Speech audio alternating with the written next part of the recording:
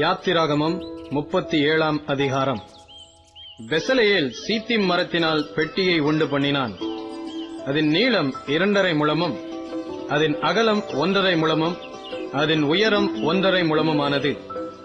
அதை உள்ளும் புறம்பும் பசும் பொன் தகட்டால் மூடி, சுற்றிலும் அதற்கு பொன் திறனையை உண்டாக்கி, அதற்கு 4 பொன் வளையங்களை வார்ப்பித்து, அவைகளை அதன் 4 மூலைகளிலும் போட்டு, ஒரு பக்கத்தில் 2 வளையங்களும் மறுபக்கத்தில் 2 வளையங்களும் இருக்கும்படி தைத்து, சீத்திம் மரத்தினால் தண்டுகளை செய்து, அவைகளை பொன் தகட்டால் மூடி, அந்த தண்டுகளால் பெட்டியை சுமக்கும்படி அவைகளை பெட்டியின் பக்கங்களில் இருக்கும் வளையங்களிலே பாய்ச்சினான். கிருபாசனத்தையும் பசும் பொன்னினால் பண்ணினான்.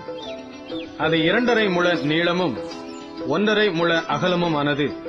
தகடாய் அடிக்கப்பட்ட பொன்னினால் 2 கேருபீன்களையும் உண்டாக்கி, கிருபாசனத்தின் 2 ஓரங்களிலே ஒரு புறத்து ஓரத்தில் ஒரு கேருபீனும் மறுபுறத்து ஓரத்தில் மற்ற கேருபீனுமாக அந்த கேருபீன்களை கிருபாசனத்தின் 2 ஓரங்களிலும் அதனோட ஏக வேலைப்பாடாகவே பண்ணினான்.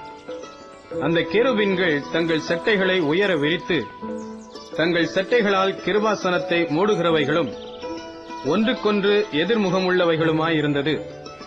கேருபீன்களின் முகங்கள் கிருபாசனத்தை நோக்கிக் கொண்டிருந்தது. மேஜையையும் சீத்திம் மரத்தால் பண்ணினான். அது 2 முழ நீளமும் 1 முழ அகலமும் 1.5 முழ உயரமுமானது.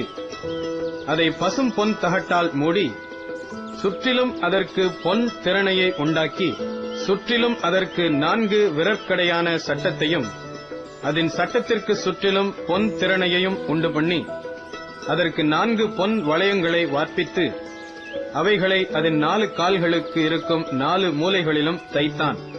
அந்த வளையங்கள் மேஜையை சுமக்கும் தண்டுகளை பாய்ச்சும் இடங்களாயிருக்கும்படி சட்டத்தின் அருகே இருந்தது.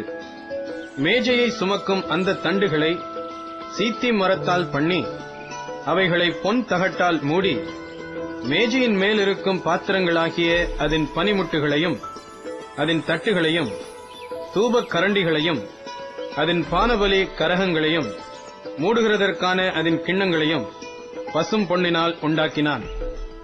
குத்து விளக்கையும் பசும் பொன்னினால் அடிப்பு வேலையாய் உண்டாக்கினான். அதன் தண்டும் கிளைகளும் மொக்குகளும் பழங்களும் பூக்களும் பொன்னினால் செய்யப்பட்டிருந்தது. குத்து விளக்கின் ஒரு பக்கத்தில் 3 கிளைகளும் அதன் மறுபக்கத்தில் 3 கிளைகளுமாக அதன் பக்கங்களில் 6 கிளைகள் செய்யப்பட்டது. ஒவ்வொரு கிளையிலே வாதுமை கொட்டைக்கு ஒப்பான 3 மொக்குகளும் 1 பழமும் 1 பூவும் இருந்தது. குத்து விளக்கில் செய்யப்பட்ட 6 கிளைகளிலும் அப்படியே இருந்தது. விளக்கு தண்டில் வாதுமை கொட்டைக்கு ஒப்பான 4 மொக்குகளும் பழங்களும் பூக்களும் இருந்தது. அதில் செய்யப்பட்ட 2 கிளைகளின் கீழ் 1 பழமும், வேறு 2 கிளைகளின் கீழ் 1 பழமும், மற்ற 2 கிளைகளின் கீழ் 1 பழமும் இருந்தது. விளக்கு தண்டில் செய்யப்பட்ட 6 கிளைகளுக்கும் அப்படியே இருந்தது.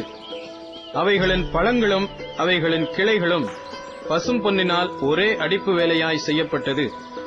அதன் 7 அகல்களையும் அதன் கத்தரிகளையும் சாம்பல் பாத்திரங்களையும் பசும் பொன்னினால் செய்தான். அதையும் அதன் பனிமுட்டுகள் யாவையும் 1 தாலந்து பசும் பொன்னினால் செய்தான்.